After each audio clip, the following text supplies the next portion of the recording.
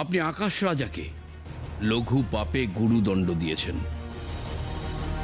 একথা যদি একবার মহালক্ষ্মীর কর্ণগোচর হয়, তাহলে আপনাদের মিলন আরো কষ্টসাধ্য হবে।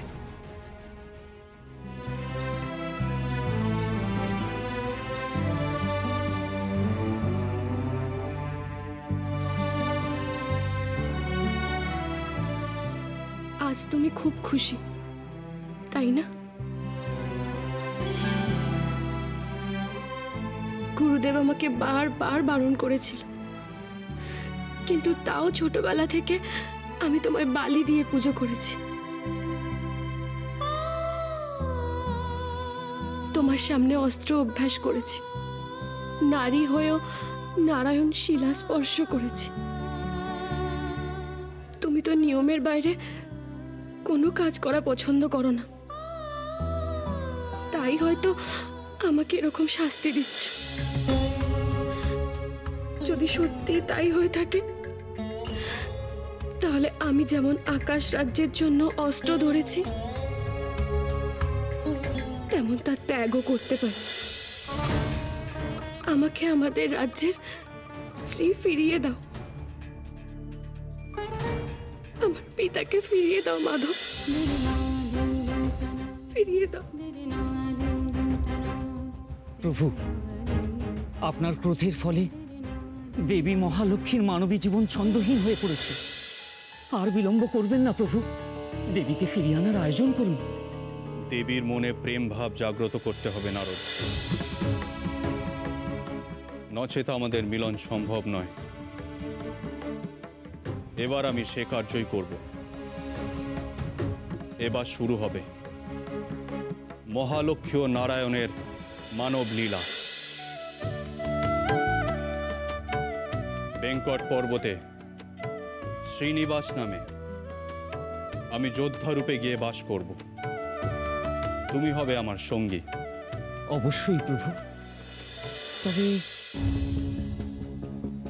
ঋষির হাতে তো অস্ত্র থাকতে পারে না প্রভু। আপনি যোদ্ধা হলে আমি কি হব প্রভু? তুমি হবে গায়ক। লক্ষ্মী নারায়ণের গান গেয়ে তুমি দেবীকে তার আসল পরিচয় মনে করানোর চেষ্টা করবে।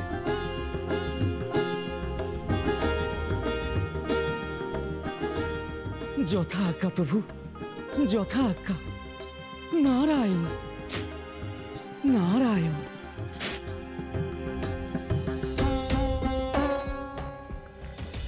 দেবী, তোমার এই বীরাঙ্গনা রূপেই ফুটে উঠবে স্নিগ্ধ গৃহলক্ষ্মীর রূপ।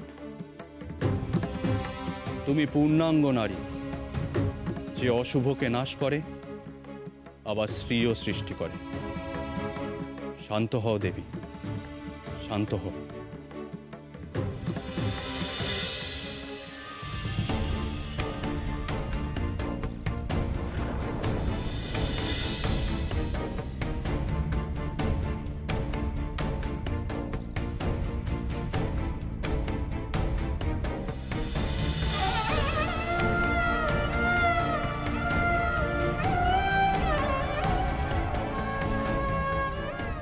কোথা থেকে এলো এই ফুল?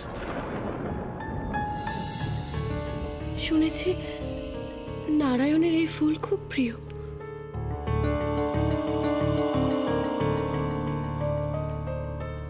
হে নারায়ণ, তবে আজ থেকে বালির পরিবর্তে আমি এই ফুল দিয়ে তোমার পুজো করব।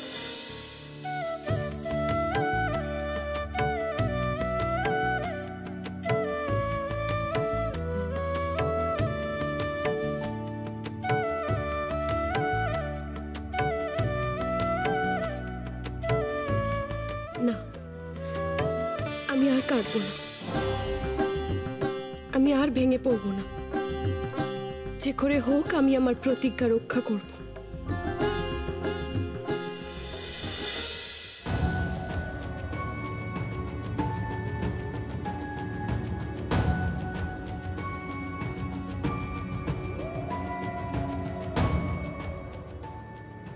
কেঁদো না মা, আমি পিতার উদ্দেশ্যে যাত্রা করছি। আমি ঠিক ফিরিয়ে আনবো পিতাকে।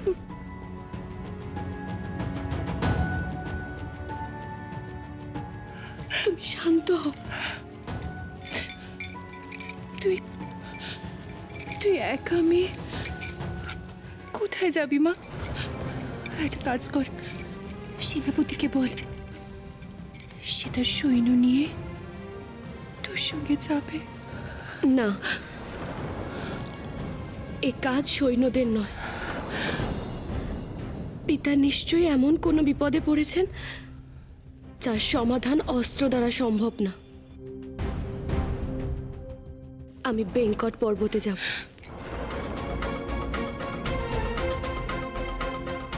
শুনেছি সেখানে অনেক সাধু ঋষির বাস। গুরুদেব বলেছিলেন তারা নাকি মহাযোগী। তারা নিশ্চয়ই পিতার খোঁজ দিতে পারবেন। বেঙ্কট পর্বত, সে তো অনেক দূর। তুই তুই একা মেয়ে। মা, তুমি শুধু শুধু এত চিন্তা করছো। তোমার পদ্মা নিজেকে রক্ষা করতে পারে, আর সখীরা তো আমার সাথেই যাবে। তোমরা কিন্তু পদ্মার সঙ্গেই থেকো সব সময়।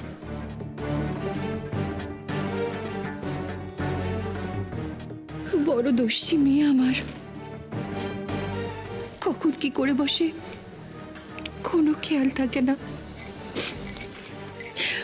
তোমরা কিন্তু ওকে সামলে রেখো। প্রভু, প্রভু, কোথায় আপনি?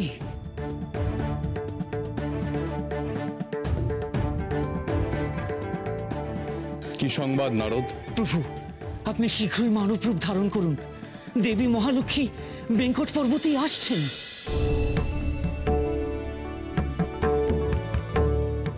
নারদ, তুমি শীঘ্র দেবগুরু বৃহস্পতির কাছে যাও।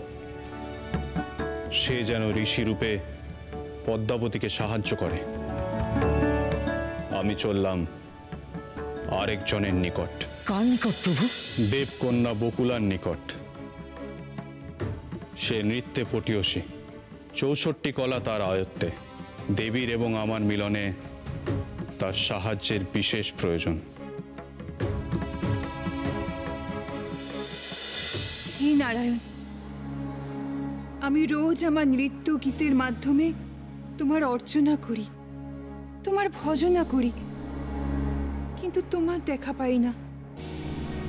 তাই আজ আমি ঠিক করেছি, যতক্ষণ না আমি তোমার দেখা পাবো ততক্ষণ আমি আমার নৃত্য করে যাব। দেখি তুমি আমার দেখা দাও কিনা।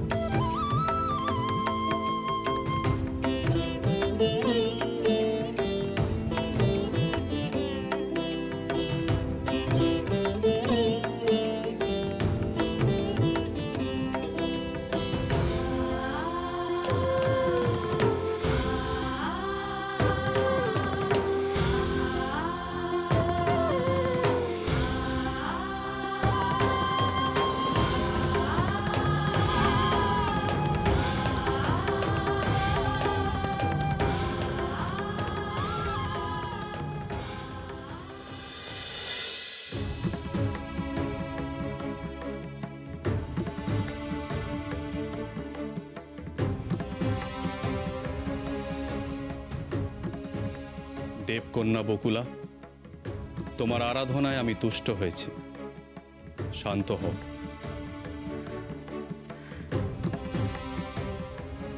প্রভু, দেবকন্যা বকুলার জীবন আজ সার্থক। অবশেষে আপনার দেখা পেলাম। আমি এক বিশেষ কার্যে তোমার সাহায্য চাই বকুলা। আমি জানি তুমি আমাকে ফেরাবে না। আদেশ করুন প্রভু। আমার সাথে তোমাকে মর্তলোকে গমন করতে হবে। সেখানে দেবী মহালক্ষ্মী তার সমস্ত স্মৃতি ত্যাগ করে মানবী রূপে জন্মগ্রহণ করেছেন। তবু তার তেজ ভাব প্রবল। তোমাকে তার মনে প্রেম ভাব জাগ্রত করতে হবে বকুলা। প্রভু, এত ভাগ্য আমার।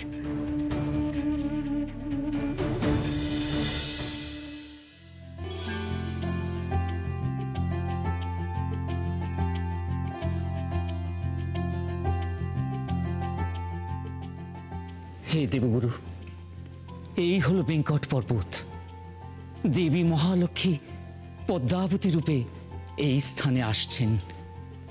আপনিও ঋষি রূপে এই স্থানে অবস্থান করুন। আপনাকে বলতে হবে কি করলে দেবী তাঁর মানব জন্মের পিতাকে ফিরে পাবেন। আমি ভগবান শ্রী বিষ্ণুর আদেশ অক্ষরে অক্ষরে পালন করব দেবর্ষি। আপনি নিশ্চিন্ত থাকুন। নারায়ণ নারায়ণ।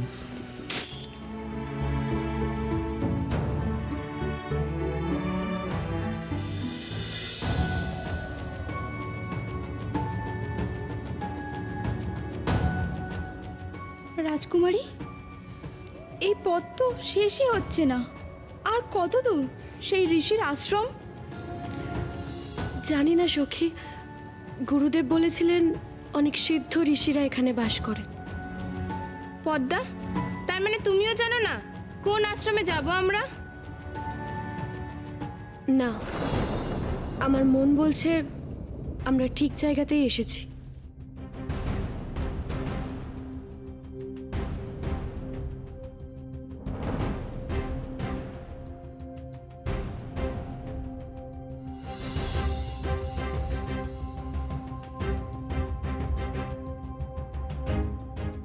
এবার কোন পথে যাবে রাজকুমারী?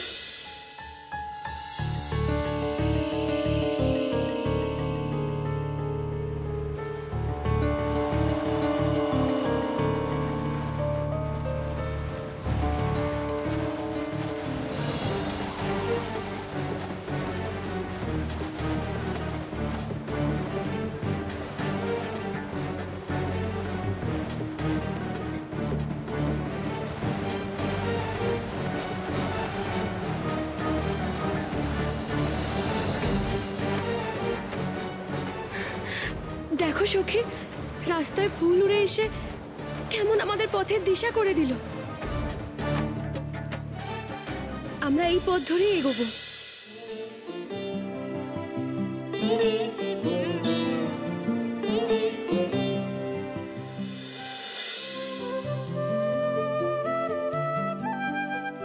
নারায়ণ নারায়ণ। সাবধান হে দেবগুরু, কোনো ভুল ত্রুটি যেন না হয়। স্মরণে রাখবেন আপনি এই মুহূর্তে মানব রূপে আছেন। দয়া করে অতিরিক্ত বাক্য বিনিময় করবেন না হে দেবগুরু। আপনি নিশ্চিন্ত থাকুন দেবর্ষি, আমার কোনো ভুল ত্রুটি হবে না। দেবগুরু, দেবী আসছেন, দেবী আসছেন, আমি চললাম।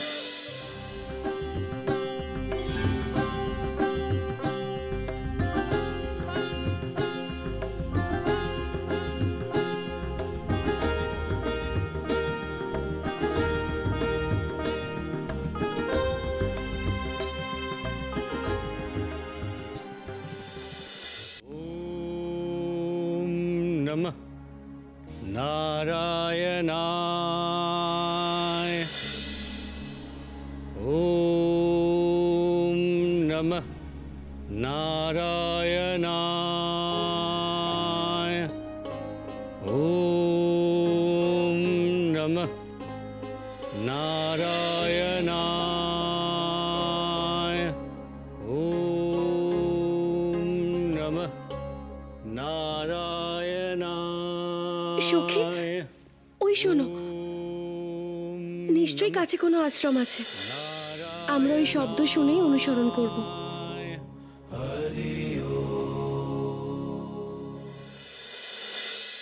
ওম নমঃ নারায়ণায়।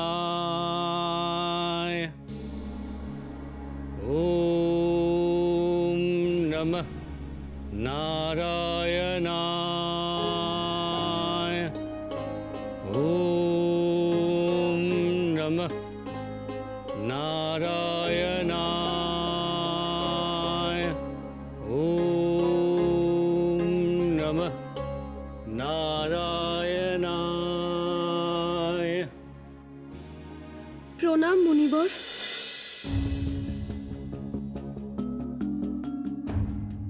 আমি বহু দূর থেকে এসেছি, দয়া করে আমাকে সাহায্য করুন।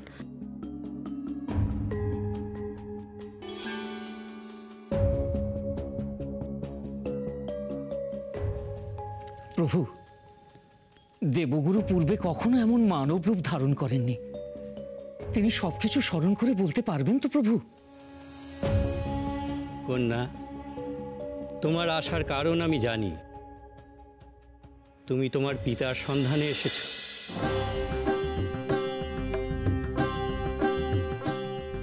হ্যাঁ মুনিবর, আপনি মহাযোগী। আপনি বলে দিন আমি আমার পিতার খোঁজ কি করে পাবো।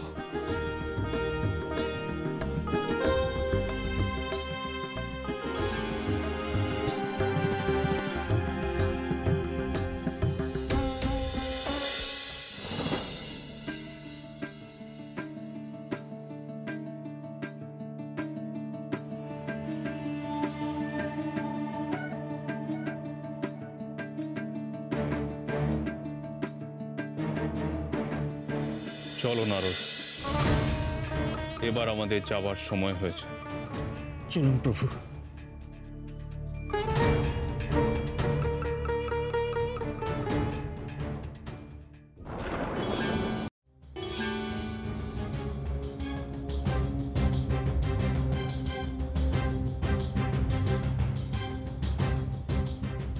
এবার আমাদের মানব রূপ ধারণ করার সময় এসেছে নারদ। আর বিলম্ব করা চলবে না।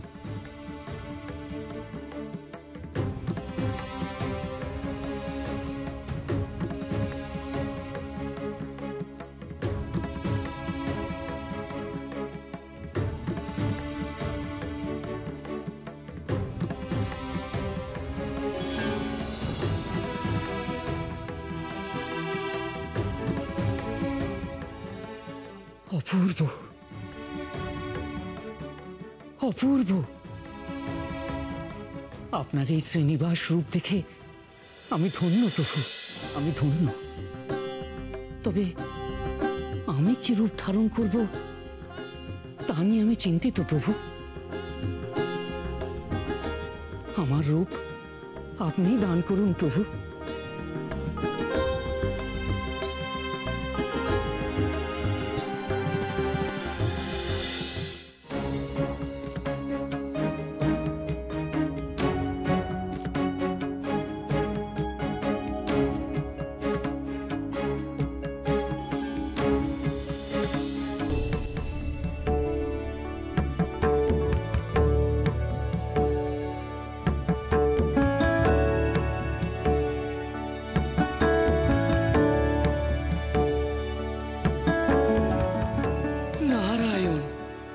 নারায়ণ। প্রভু, আপনার ও মাতার মিলনের জন্য আমি নিজেকে উৎসর্গ করলাম। পদ্মাবতী এই পথেই আশ্রম থেকে ফিরবেন। প্রস্তুত থেকো দেবর্ষি। হে ইন্দ্রদেব, আপনি এবার গজরাজ ঐরাবতকে পাঠান।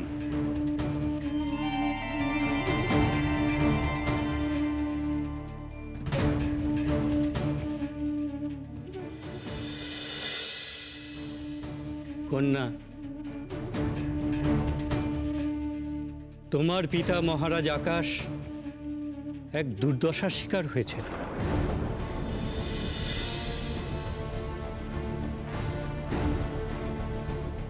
তাঁর রূপ সম্পূর্ণভাবে পরিবর্তিত হয়েছে। এমনকি তাঁর মনোভাবেরও পরিবর্তন হয়েছে। সে কি? হ্যাঁ কন্যা, এখন আর তাঁকে দেখলে চিনতে পারবে না কেউ। তুমিও তাকে দেখলে চিনতে পারবে না। তাহলে কি আমি আমার পিতাকে ফিরে পাবো না? পাবে কন্যা, পাবে। তোমার বিবাহের দিনই তিনি তার রূপ ফিরে পাবেন। রাজপ্রাসাদে এসে কন্যা সম্প্রদানও করবেন তিনি। কিন্তু তার পূর্বে তোমারও যে মত পরিবর্তন করতে হবে। কি বলছেন মণিবর? আমার পিতা নিরুদ্দেশ, প্রজারা রাজাহীন।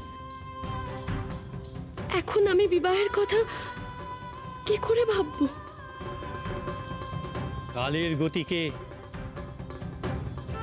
কেউ কোনোদিন রোধ করতে পারে কন্যা? যা ঘটার তা তো ঘটবেই।